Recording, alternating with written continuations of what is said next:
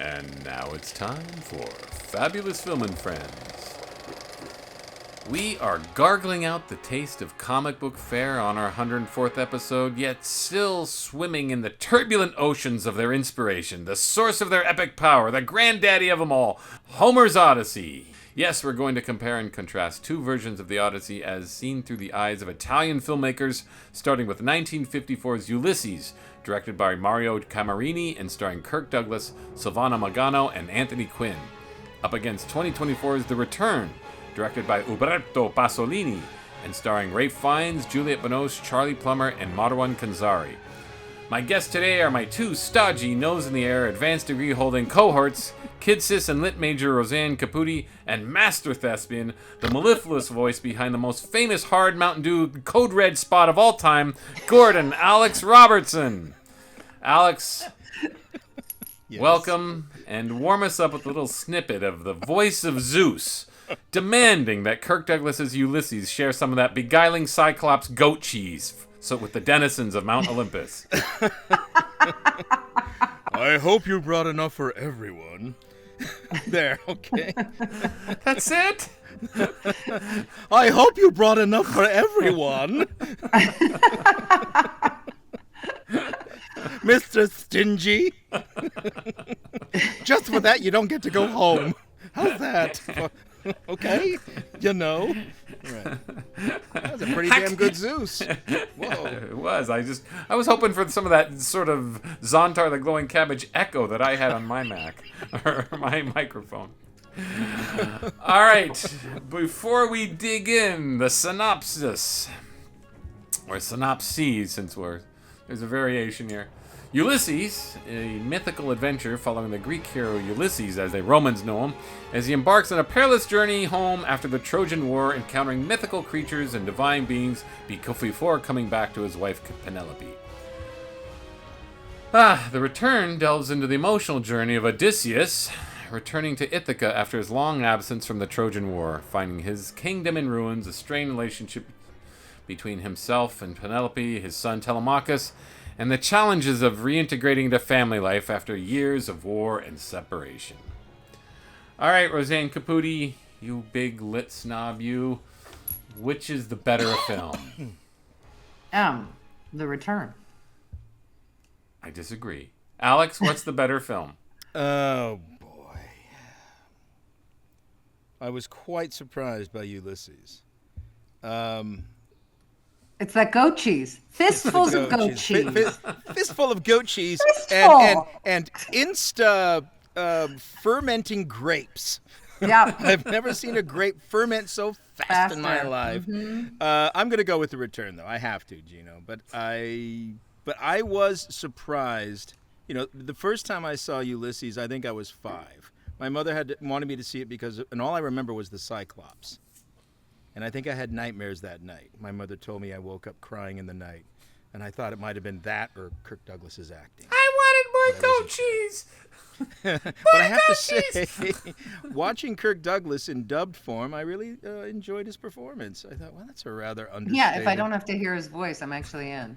Oh, what is it? I can't tell. Like Joe Flaherty. He's better in Italian. Yeah, he's better in Italian. Yeah. But he fits Italians very well. Yeah, he does. He did. Yeah. If I didn't know any better. I saw let me jump in real quick. Yes. I liked Ulysses better. I saw Ulysses as a 12-year-old on Channel 12 from Boise, Idaho, in 1982 or 3 or something around then. My brother and I were just cracking up because it was dubbed, and we naturally loved dubbed movies. And so I heard the Kirk Douglas English dub with everybody else dubbed. So it was, Ulysses, try this cheese. Yeah, it's excellent. It's excellent. As only Kirk Douglas could deliver it. Yes. And, I thought it was, of course, a joke and all that. But looking at it now, and having watched The Return first, I quite enjoyed it. I enjoyed the whole spectacle of it. Yeah, but quite enjoying it more than The Return. It's a better film than The Return? Yes. How? It's more colorful, it's more animated, it's more alive. The Return is good. Yeah, but in fairness, though, what I liked about the two movies is you get. I think of it as like folklore. Everyone has their version of it. This is based on the folklore of the Odyssey, and reading the synopses on the original story, Mr. Camerini took liberties with the storyline, which is fine. But I do like that he went more for the fantastical, spiritual elements, and the return is more of just a human story. I mean, really, just that idea. I don't like humans. Well, okay. I object to humans. Yes. Well, yeah, you're talking about like cleansing your palate from superhero stuff, and obviously this is, this them having the roots in the Odyssey. But the Italians are nothing if not like emphasizing, well, the first Italian, the second Italians are different, but then emphasizing the superhuman aspects of Odysseus. So basically, you still just like the same thing. I disagree Again, with that. Besides they emphasize the spiritual aspect of the Greek gods. Mm-hmm. I think it's more. It's not superhero crap. It's a man who's fulfilling his destiny as designed by the gods. I thought it was more of that element. But the return is addressing the spiritual aspect of what it is to be human, and the spiritual aspect of what it is to be wife, mother, son, warrior, father. Like that's it's a deeper film. It's a much deeper film. It's a deeper film. I just don't think it's a better film. I think it's one of the more effective. And this is my take on it. One of the more effective anti-war movies I've ever seen. Yeah, I'd agree with that. It doesn't beat you up because we don't get beat over the head with a message. We just see it in what Odysseus is going through. Yeah, and honestly, what Penelope's going through, I would take this over coming home any day of the week in terms of like the suffering that she's gone through and how she takes him to task. Yeah, like when she. Yeah, I even thought of the Hurt Coming Locker Home when I was had a watching naked it. Bruce Dern, Yeah. so I mean. God. Yeah. Anyway, I'm sorry about that. No, I'm sorry. I just said I That's thought just of at the end, Alex. I had a missing glimpse. The point of Bruce I Dern's sort of nakedness. thought in my mind while I was watching of the Hurt Locker of a guy who can't deal with being back home. And I thought that like, oh yeah, it's kind of interesting, an interesting aspect. I liked so for on my end, I think the return reminded me of sorry Roseanne, but I'm repeating myself from previous off camera and off mic conversations, but it reminded me of Unbreakable, a film that I didn't like until it was over. And I felt the same way with the return. When she says, "Give your father the bow," that's when I decided I liked the movie, and that's at the very end of the film. Spoilers, everybody. Penelope knows it's Odysseus upon first meeting. So I thought, oh, this is cool. But I was fairly frustrated with the film watching it the first time through. So in terms of sheer enjoyment and epic filmmaking, I like the Ulysses better. Well, it's right, bigger, but I don't think I'd put the return on that same platform. I mean, it's a gorgeous movie. It is. Yeah. It's a gorgeous movie to look at, but it's got a lot of meat to the. It's a much simpler story in terms of it starts with his arrival at Ithaca. It cuts out the gods completely. Well, and it cuts out his quests. It cuts out Calypso, Circe. It cuts out Cyclops, all of that. But what we do get, which I thought was really impactful, was just the idea of, I don't need to go into the details of what I've done, but use your imagination. If you think I did it, Penelope says, she "What have you done?" And what does he say? He said he doesn't deny. Wordless. Yes, wordless. That was a powerful scene. No, that really it was. is. No, there's scenes, and I really realized this. There's no like irritating cuts or anything. The scenes all sort of have these sort of long, languorous lives of their own, which I really liked. Like when he's with the swineherd and the camera, all of it I think has this really kind of lovely, organic pacing. Yeah. And so I think because I liked that so much and because I hadn't thought about Odysseus's story from that perspective, that's why I enjoyed it so much more. Well, not having read the work, I thought it was a bit frustrating. So I didn't like it till when it you was over. say that, and I know what you mean, but because of the inaction or the inactivity on it's a Odysseus' little like part? What's it's more of a play. frustrating? It's like Hamlet or something. It's like a guy who's not making up his mind. It's not true. He's having the important conversations. He's making up his mind. He's having a difficult time. Fair enough. I don't want him to have a difficult time. I want him to kill people. Yeah, okay, well, which he But does. look at his face when he does kill people. I like that he doesn't feel triumphant. I like that it's not this hokey, like, finally he's beating ass. I feel like it still is just like, okay, this is, what the moment called for. The nurse is more psyched than anyone else. I love that. Yeah. That she's just so happy that he's home and that hopefully things will go back to normal. And no one else is feeling that. No, good film. It's a very good film. Yeah. I have to go though with gut reactions.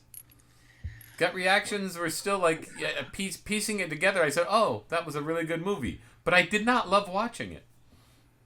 Well, let me say this: I saw the movie twice. I saw The Return twice because the first time I saw it, maybe I wasn't in the right mode, and it just sort of that languorous feel of the movie wasn't what I was expecting.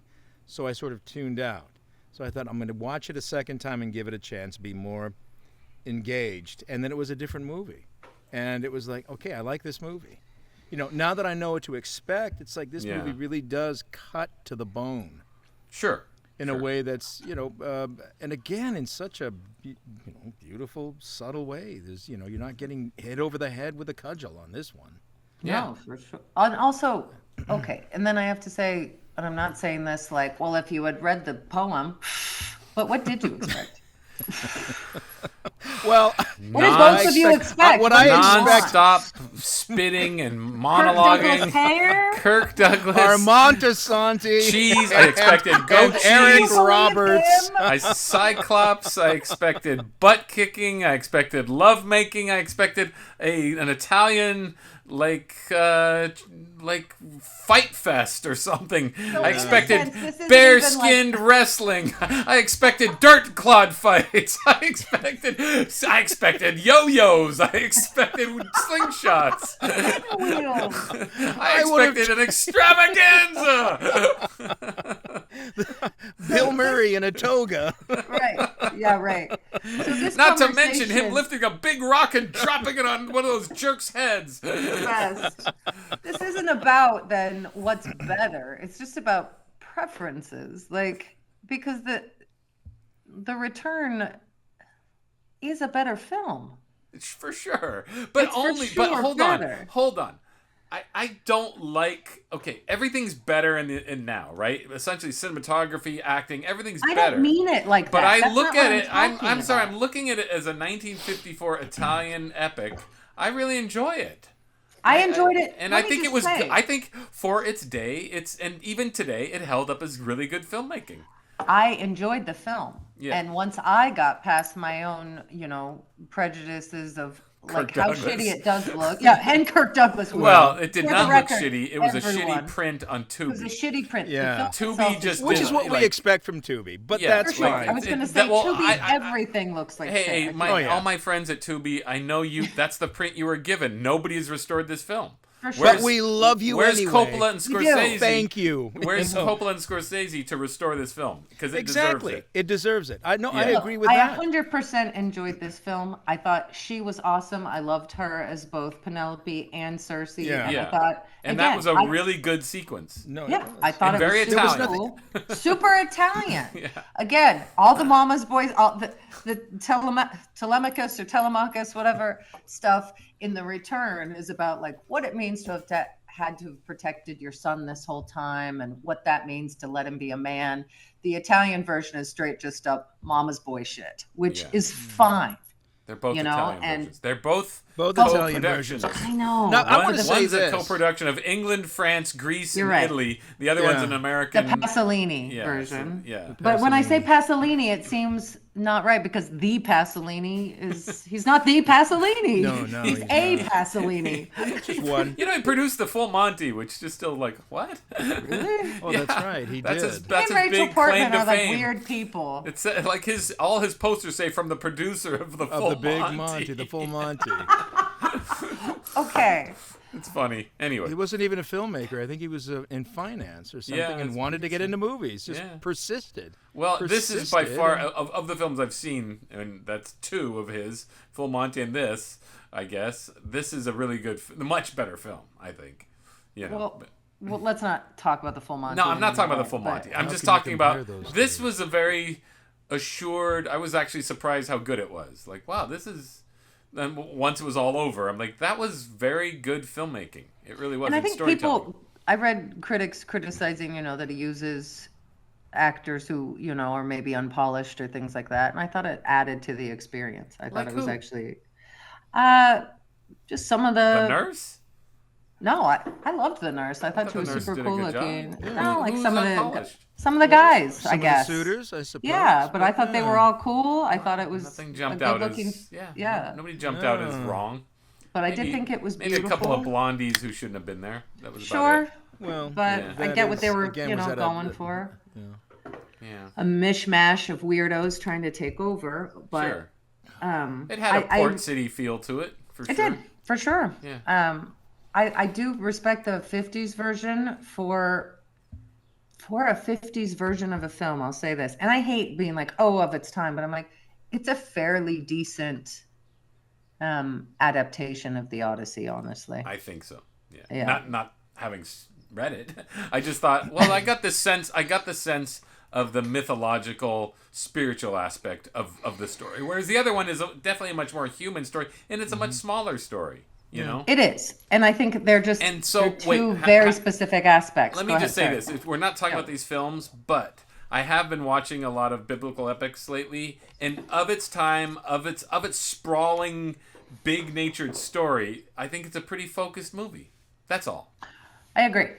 And especially in terms of watching, and I haven't been watching them as recently as you have, but just having watched them in my lifetime, certainly, I just think this is a compact, focused, well-done film. Yeah. And for all of its, like cheese eating and grape snorkeling and gleeful oily male wrestling, I would not say oily, that it's not oily, sweaty. There's sweaty and dusty. The two sort of facets of Italian cinema: sweat and dust. But I would say there's nothing. Believe it, like honestly, I don't find that it's this egregious cheese fest. Except for the goat. Except for the cheese. Except for the proper cheese. What is that? Is that cheese or just powdered sugar? Who knows? It's gotta be cheese. I think it looks like powdered sugar. What do they eat? What is that? But I will say I thought it was. She's really cool. I do think it's really well done. Yeah. Anyway. So too. Anyway, of course, the modern version is deeper. It just is. I mean, Ralph Fiennes, he shows up and he's deeper. It's obviously that face is deep. Yeah. Forget. It's okay, deeper. If we're comparing film. Face to face, and Kirk Douglas and Ralph Fiennes, forget about it. But Kirk Douglas, who I usually on a one-man war and crusade against, I like him in this film. Mm-hmm. So I liked his persona. I liked the whole vibe of him just arrogantly, he does. There is a scene with him, blaspheming against Neptune, and he's cursed for it, and I think that carries into the film. That's sort of missing in the return. I don't find it to be. I don't know, Alex. Do you think it's missing? I like not with all of that. Is this a double team? What is this? Who am I, Darth Maul here? You're Darth Maul. No, I'm asking because I felt like I was talking too much. Sorry. Anyway, as we were, so where was this I? Hairdo? I just need a pair of horns. I'm Darth Maul. I think what I did enjoy about the 1954 version is that it did a lot of the fill in the blanks, so to speak, without going, because it is an epic, so you have to pick and choose. I mean, because we didn't have the, I guess a key moment in his journey was his stay on the island with Calypso. what Yeah. Calypso. But again, Well, first Circe and then Calypso. Odysseus is such a piece of shit that he actually goes to 2 different islands with 2 different women. yeah. But I get when it's in literary form, it's one thing, But it's For we still sure. get that he is, that his arrogance, his pride. And one thing I really did like, I thought in a couple of effective scenes, the one where he's talking to Achilles, and Ajax and Agamemnon, and that idea, and it kind of, to me, it really filled in. Why would he go in disguise when he sees Penelope? Is it out of fear from what he hears from Agamemnon? I get home. There's my wife. I kiss her. She kills me. Sure. Literally. But also, the other thing, though, is that, well, I'm sorry, you lamos, but he's constantly dressed as a beggar, and he's constantly doing things like this. So that's Odysseus. He's a trickster. He does all these things. So disguises are just part of his... Part of his guise. It's just part of who he is. And again, it's why... But we do get that, though, too, don't we, at the beginning of the movie when they sack Troy? And who is it, the Ceres or whatever, who places the... It wasn't Zeus, it was a female character? It's Help Athena. Athena, doesn't she Athena. say, I curses upon your head, you will never return home, or you will... Well, Athena makes it so he can get home. So remember, Athena's taking his part the entire time. But it's somebody that... I'd have to look back, but... So then it's not Athena, but... It's not Athena, but, the curse, it's laid down, it's set forth. It's like, good luck getting home, Sure. I thought that was after he pissed off Neptune. Yeah. I thought It might have been. Yeah, so that was it's in the fight with that, Neptune. and then That's the beginning of the film. Right, I mean, then we're talking Athena- about the, yeah. I'm sorry, if we're talking about the Italian or the Yes, the Kirk Italian. Douglas yeah, movie. because Athena has to bargain for. I mean, in the poem, Athena has to bargain for his life to return after that. But back to the spirituality again. I feel like, would there be a way to add this Athena and the gods to the return without it seeming goofy? No, I mean, it's more time, but I think there was a lot of time spent on her stitching or her weaving. But that's hugely important. Yeah, no, I know. I'm not saying it's not important, but there could have been some, whispers to Athena. I mean, the gods don't play at all in the film whatsoever. Nobody mentions a god once, do they? Again, I just felt like that was a conscious choice to focus it on just the human aspects solely, and then, but to me, it takes away from the culture. That's what I feel. I think that's true. Here's my Kevin Nealon smile. Oh boy. I think they could have used it, especially because they have her father dying, and we talked about this, and she could have, she's going to have an altar to Athena because it's basically the patron saint. She is the goddess essentially of their home, and I think you're right. But I also didn't mind that there wasn't that, because I think, believe it or not, I think both films are pretty focused. Yeah. Both pretty confident about what story they want to tell. Yeah, yeah. There's not a wasted, I don't think there's a wasted moment. I don't think so. If Uberto Not in the return, Pasolini ever joins my podcast, I would ask him if he was influenced by the 54 version. And I bet you anything he'd go, see.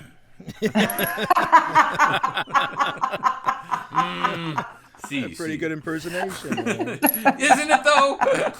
I have a feel for Italian. Hey, formaggio. Why no cheese, Mr. Pasolini? I'm a lactose intolerant. Okay, no cheese. No cheese. Surprising. Again, I liked the conscious lack of food in the return. Everyone looks hungry. I like how small the pigs are. That island looks like shit. Hey, before we we'll probably get into this soon, but can we tip our hats to Ralph Fiennes for looking like a badass? Yes. Hey, I was gonna say. Holy cow. As they put it, like an old rope. Yeah. Like just a ropey, battle-scarred look. He did it. He looked like a son of a bitch who went to war. We're used to Kirk Douglas and Spartacus and everything looking tough, right? And he looks good, fine. But Ralph Fiennes is just like, what in the hell? Like, it is almost crazy. It's a like he testament to his like acting a gnarled ability. oak.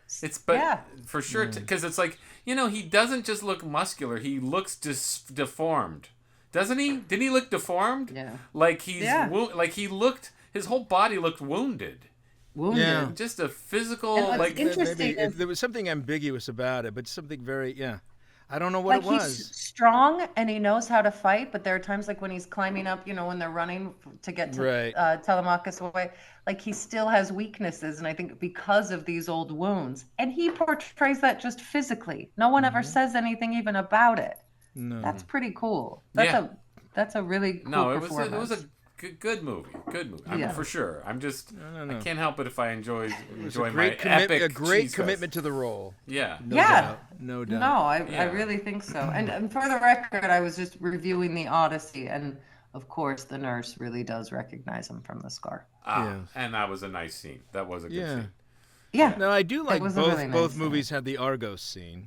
Some variation. But the Ralph Fiennes version was better, obviously. Well, it is because I mean, come on, and that the dog waits. His sort of second in command. The waits. Is he in the poem, Roseanne? Who? I guess the Italian actor, whoever, who was his sort of goat keeper, second in command. Yeah. All of that. He's the guy. Okay. Like he's the guy Telemachus trusts. He's Eumenius or whatever. Yeah. Okay. Yep. Interesting. Okay. Well, he did that was a nice scene when he recognized him, when Argo recognizes him. Yeah. Good. No, there were I think the Greeks really are the original really populists. Yeah, really good moments in the 2024 version for sure. And again, like moments that stick in my head. Yeah. Yeah. Well, have we finished the grand meaning of it all, or do we launch into performance? What's the vibe here? What do you want to do, Alex? It's your show, man. No, man. I don't want to skip any important sort of philosophical meanderings here. Well. What is the grand meaning here? Again, I think what are the bigger Italians, questions? What other questions are there? Don't get lost on the way home, okay? Ask and don't stop being a guy and have the courage to ask for directions. That's what it is. It's and if it was a woman, she'd be home in no time because can you tell me how to get to Ithaca? Odysseus does nothing but ask questions. Anyway. The wrong ones. Maybe.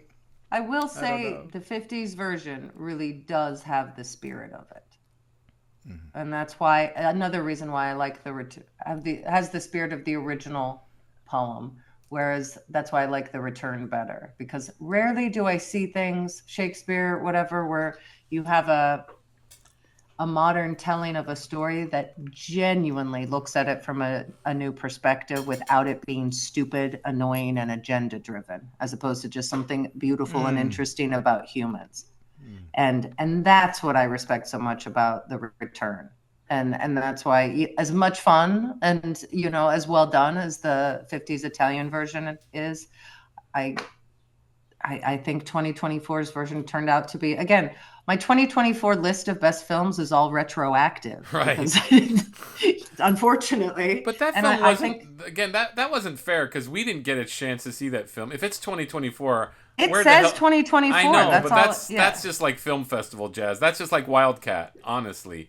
Because, in my opinion... Did anyone see it or talk about it? No. Like, did anyone? Not that I know of. No. And because, the only thing was talking about his body transformation.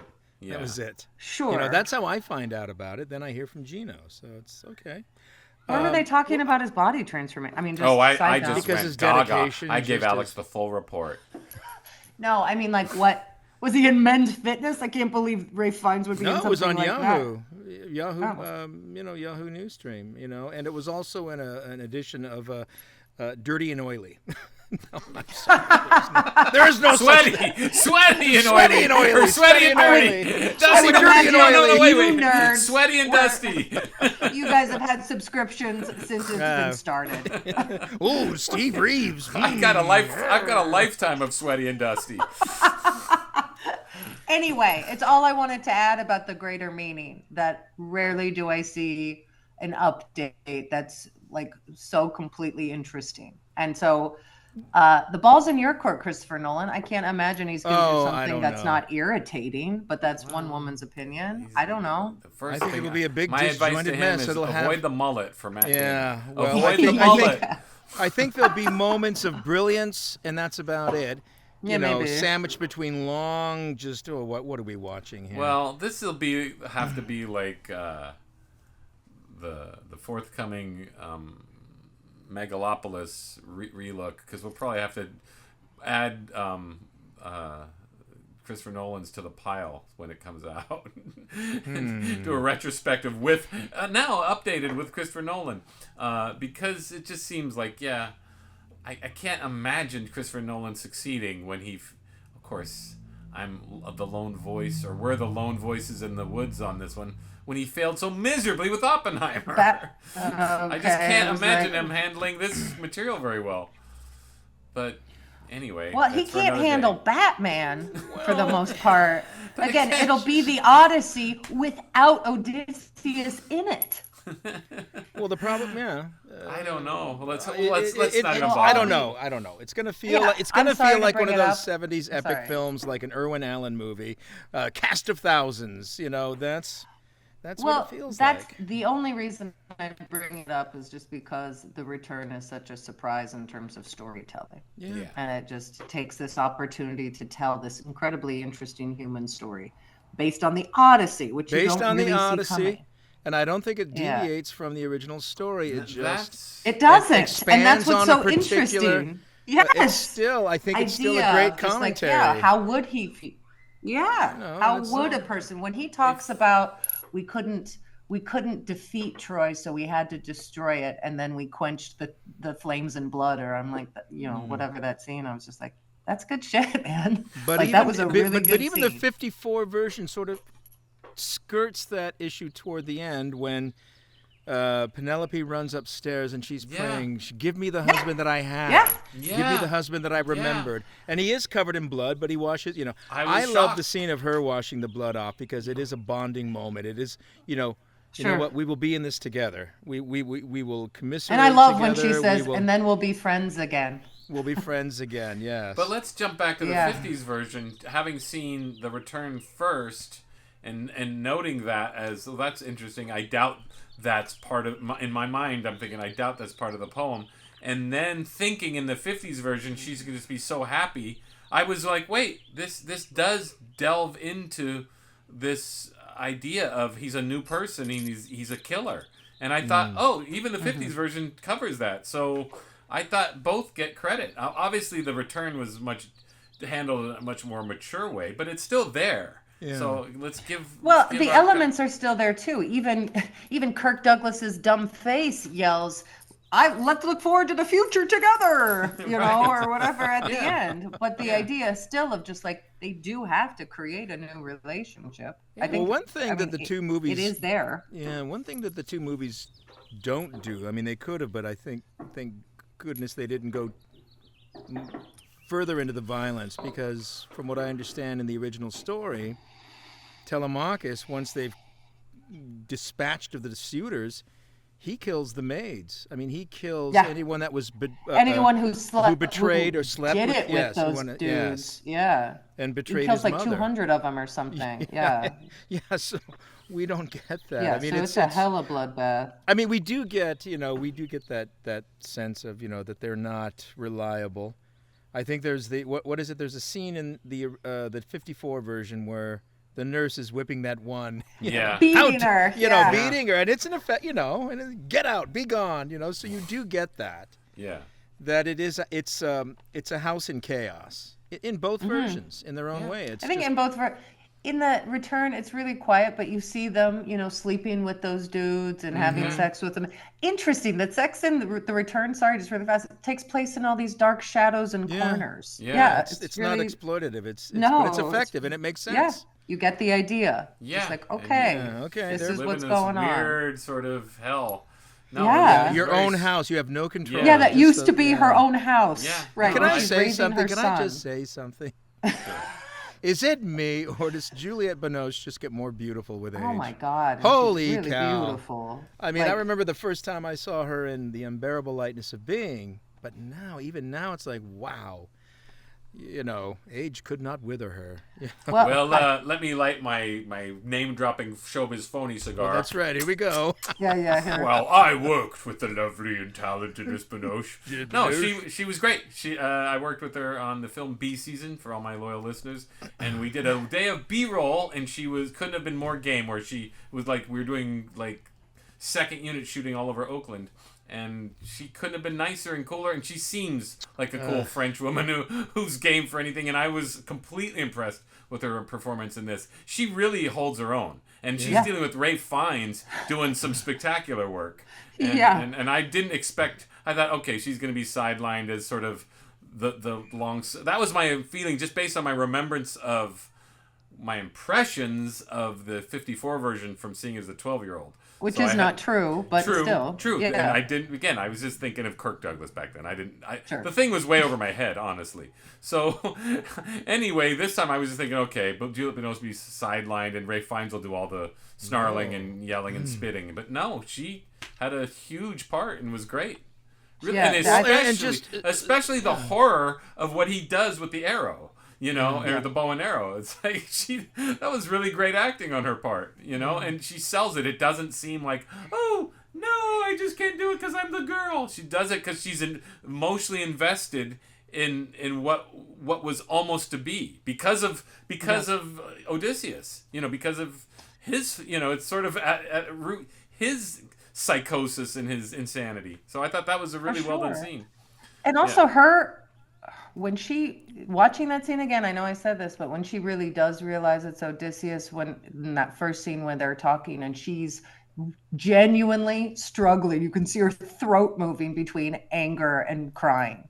And when she's asking him like, oh, should I get married? What do you think? And she's talking about how her son hates her. And I'm just like, that's serious. Like, that's, again, you always say, like, because I'm this big feminist or whatever. I don't care if women are wives and moms. I just don't want them to be sidelined and boring. And that's a perfect example of just like, this is an equal part. It's an equal part. Even the swineherd, Telemachus, her, and Odysseus having these different experiences of what this war did to everybody. For sure. Anyway, why can't I think of the Italian actress's name? Mangano? Silvana Mangano? Silvana Mangano. I think she is doing good work too. Let me just, I know we're not talking, so sorry if we need to get into performances, but anyway. I'm just saying. For she's sure. not just a pretty face. No, she's not. She's really strong and interesting. I personally liked her better as Cersei. I thought she was really creepy. She was really cool. Yeah. But just a shout out to Juliette Binoche's face that still moves. Yeah. You know what I mean? Like she still has wrinkles and her face moves. Well, again, French. Like, for some reason, French women, they're just that way. They're just that way. They don't age. I agree. It's the wine and cheese. That's what it is. She is more beautiful than ever, though. Yes. Yeah, I'm not going to go that far. I mean, I just remember more fresh-faced and younger, but I would say in her maturity, she looks fantastic. She does. Well, can I say this? Watching the film, I was really thinking, maybe I am sick of there's a handsomeness with people as they age, because Ralph Fiennes' face, I mean, it does look like an old tree, but there's still such a character about it that I'm just like, I think he's as handsome as ever. I was thinking about this because he really is this sort of like focal point in the most interesting way when I think about this movie. Think about where he was with Schindler's List when he first burst on the scene. And that was a great performance, the best performance in the movie. And think about that to where he is now, and it's like, he without saying a word, he's acting his ass off. You bet. Just showing up physically naked, he's acting his ass off. Like it's a tremendous performance for sure. I don't even know why I think I like the Kirk Douglas version better, but it just sticks out as me as like this complete thing. Whereas I don't know but I don't know. I have to work on this. I have to see it again, I guess, because I've only seen it once. And I would say twice helps. I would honestly, think so. And I liked it the first time too, but twice helps. Again, but the second time was like, okay, it was like a well-aged cheese or wine. It's like, oh no, I get it. Oh yes, Mamma Mia, what was I missing? But it was I thought it went faster too. I didn't think the first time it was slower, but I do think expectation might be a part of it.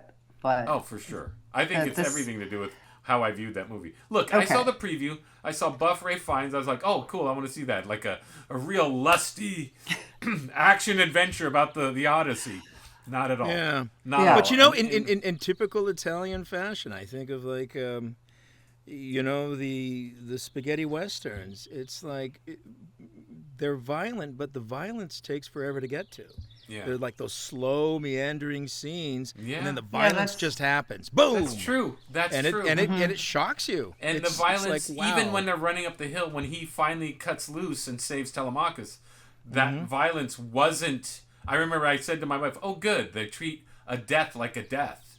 You know, because when he kills those guys who are in pursuit of him, the first group who were going to kill...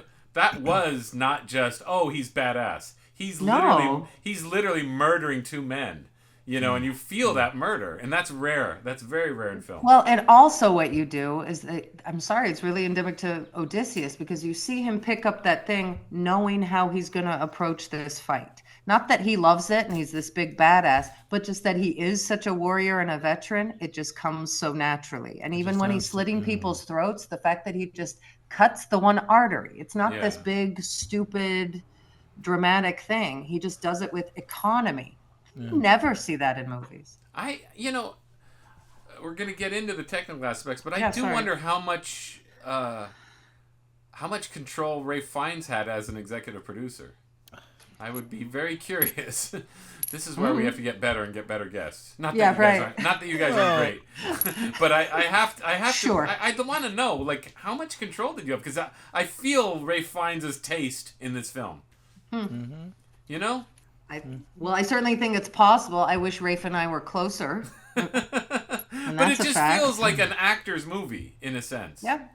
Like all the decisions. Here's a guy, but he's never intrusive. That's the difference, though. It's like when it is a pet project for an actor or an actress, it becomes so obvious. This is a guy that I think really respects the material, respects the people that he's with.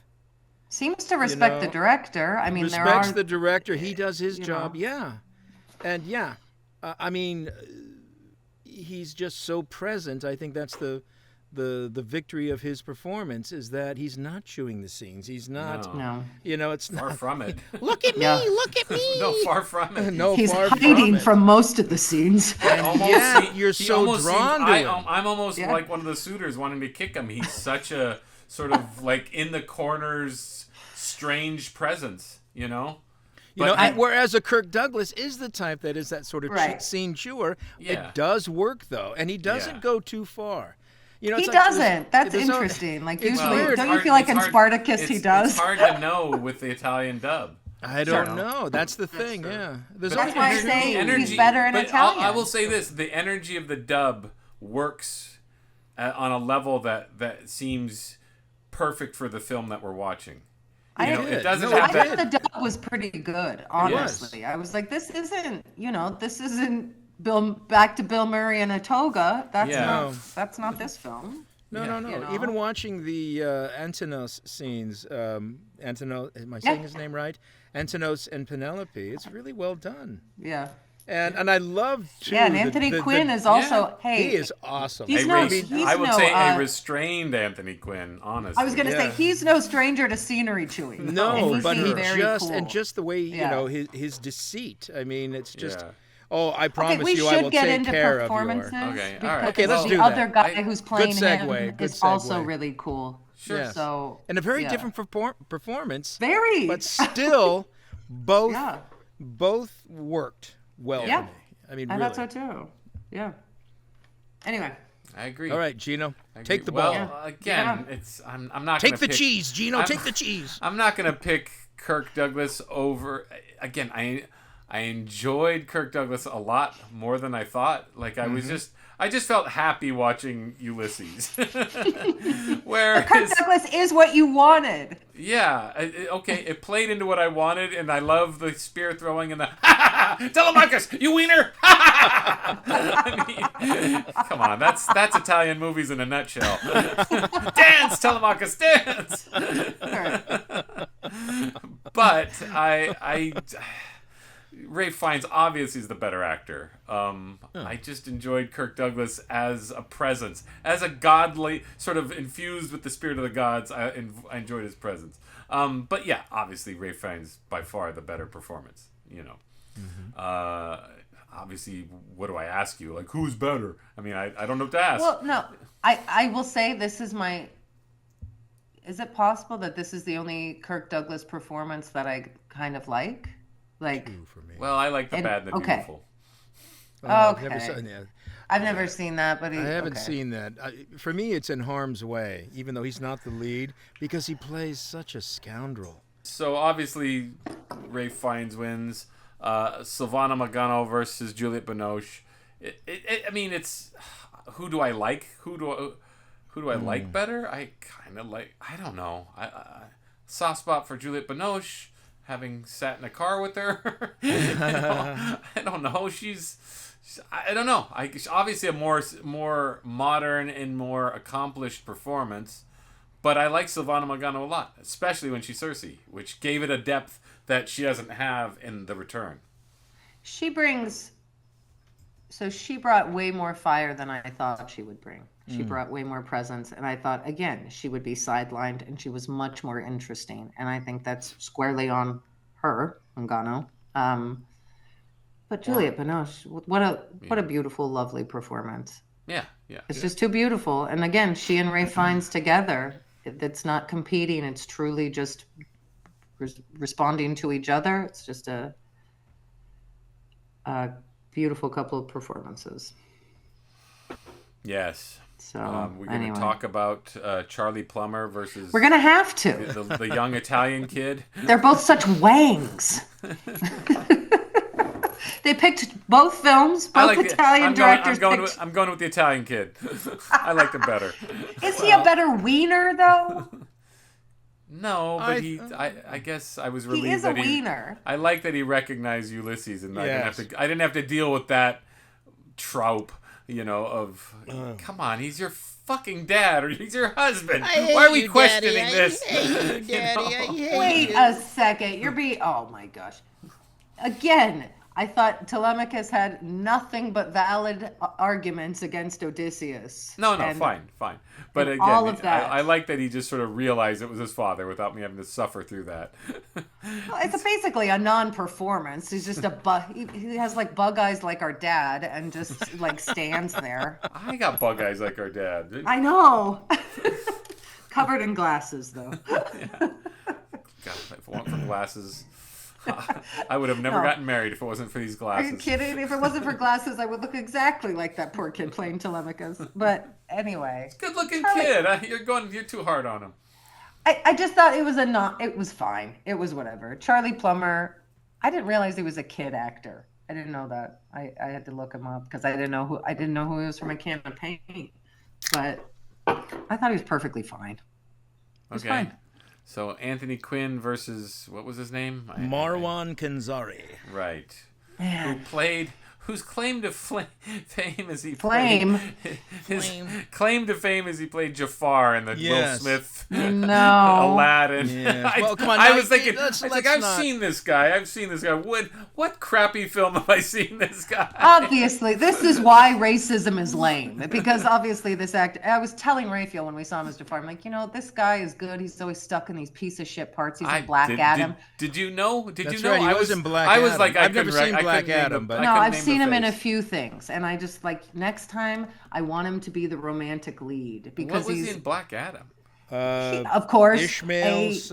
Yeah. But see, Muslim at the beginning of the film. Okay. Whatever. But again, this guy's like international. Doesn't he speak like Danish or something? Yeah, he's Danish. Apparently, he's Danish born. Yeah. So, but you would know. But okay, so maybe Roseanne. We'll come back to this in a year. that this movie will give him the boost that he needs. I'm hoping where he can for something. play. Somebody will say, "Oh, he's more than just a token." The Right. guy has, because now that great moment when right before Telemachus, Charlie Plummer offs him. What that little monologue he has with Penelope. Oh, it could have been a good thing. Is this what you wanted? Yeah, I would have never left you. I never would have left you. Yeah, I never would have left you. And I love when she opens the door for him and his face literally like contorts for a second and he doesn't go in there. And he's just like, I wish I'd never met you. Like he brings a lot to that part. Plus he's a piece of shit who does want to kill her son and has all these sucky guys, ruining things. So I thought he was great. Anthony Quinn is good. He's super cool. Yeah. He's wearing that outfit. His hair is making it happen. But beyond his looks, I think Quinn had a subtle little. He did playing the good guy when he's actually the swine, and I thought that he did a good job with that. No, so, I was actually surprised. Yeah, I thought he was I'm used to his ham acting all over the place. Yeah, Zorba. I thought it was gonna be a Zorba acting for sure. No, he was really good. I liked the other role better. And I thought he was really good. There's a little bit more time given to that character for sure. And the fact that Penelope's no angel. I mean, she is manipulating him, and she is stringing him along. That little human strain. Just it's been 20 years since I've had the embrace of my husband with his ropey arms. Yep.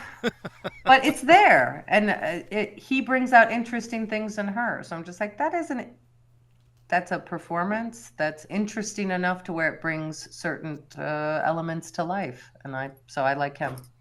God, what's his name again? I'm such a Marwan Kenzari. I hope I'm saying it right. If you're listening to this, Mr. Kenzari, I apologize, but we're giving you a glowing endorsement. Yes. We're waiting for that movie that will put you over the top as a romantic lead, as an international man of mystery. You're better than Jafar. And he probably could play an American. I mean, he does speak good English. He probably could copy an American accent. Yeah, I think the guy No, I want to hire him as a terrorist. That too. Yeah. You know who'd be good? I have a terrorist part for you. I just feel sad for his like really sensitive looking face that he's been hearing that for the last 20 years. I'm like, have you ever considered playing Jafar? Oh, gee, that's a new one on me. Okay. These poor actors. Anyway. Cinematography, anything to note of either in the cinematography? I thought, again, cinematography in the 50s was grand and of its era.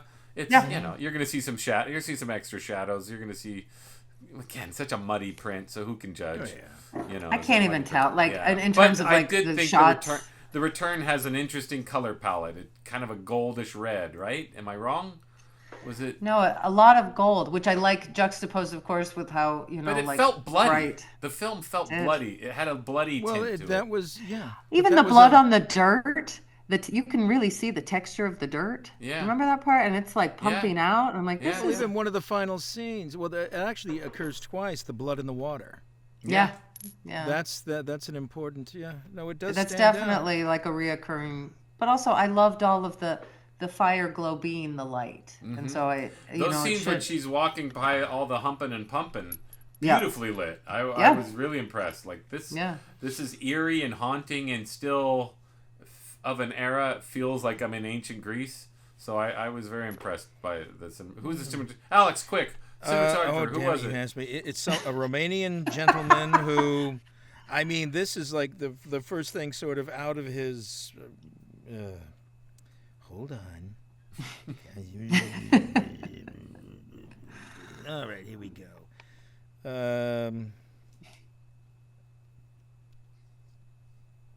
Marius Panduru.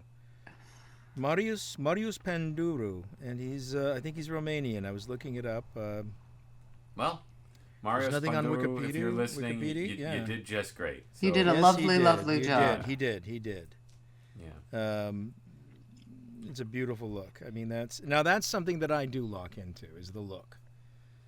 Sometimes it's music, but more often than not, it's the look. It's just something about light and shadow. Why do we react? One might say sculpting with light. Yes, that sort of thing. Exactly, Mr. Smartass. But you have enough interesting faces in that film. I mean, surely you have interesting faces in Ulysses, no doubt about it. But the way that the light is hitting them because of the way they're doing that makes it even. It really does seem like this is where a restored version would really help Ulysses to properly judge it, because I did like the lighting and the effects work and all of it.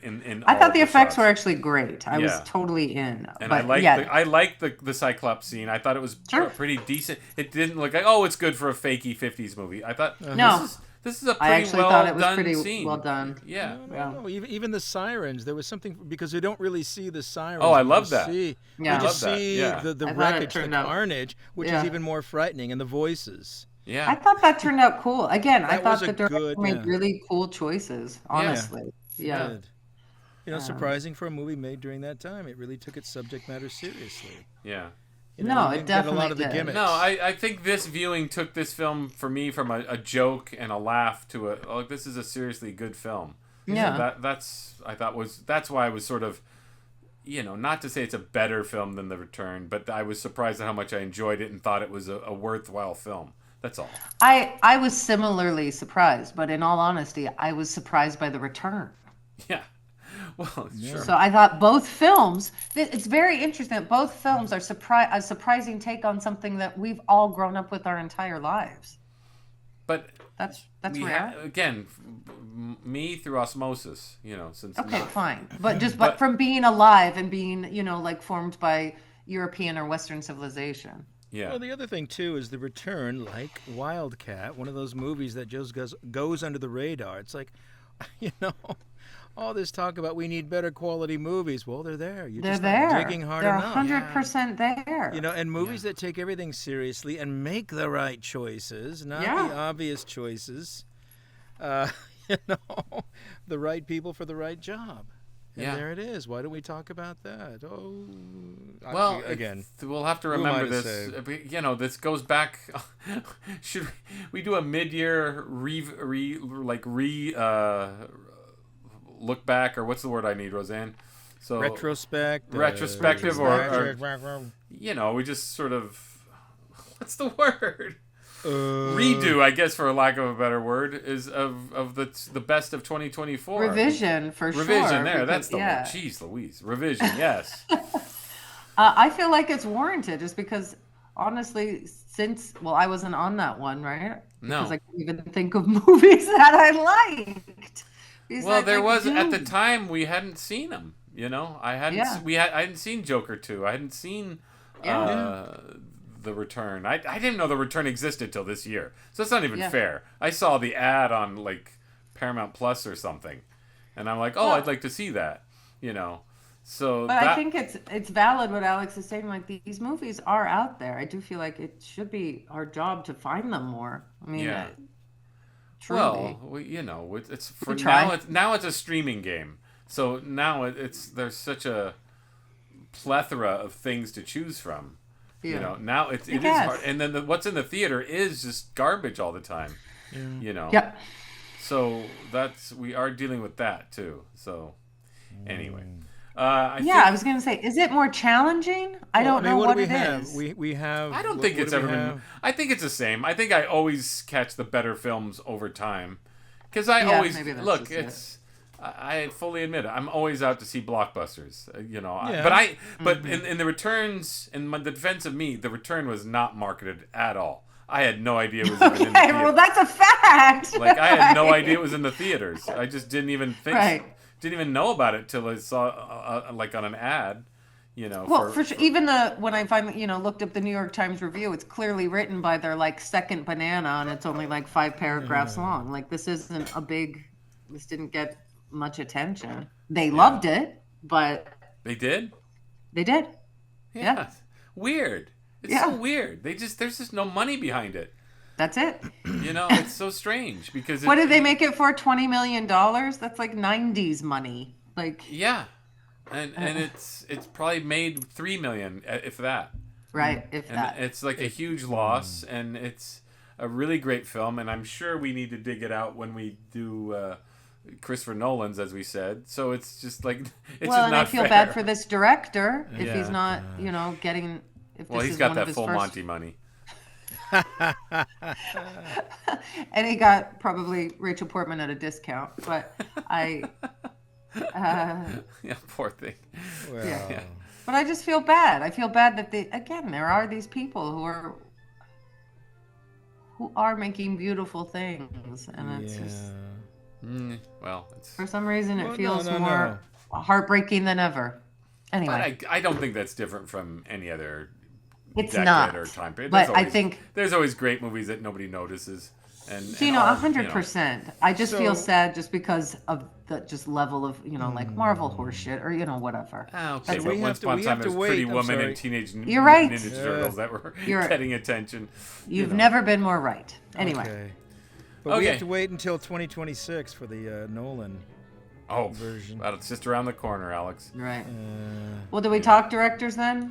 Italian versus Italian? I I feel think like they're both doing good work. They both do good work. Pasolini has the edge on subtlety, and Yep. what's his face? I want to say Johnny Camerini. Camerini. Johnny Pavarotti. Johnny Camerini. Johnny Camerini. Camerini has the edge on epic, like mythic Sword and sandal. Yes, the big I was going to feel, the say big lusty feel. fun. Right. All right. Arrivederci. Arrivederci. All right, bye. Bye. Thank you for listening to Fabulous Film and Friends.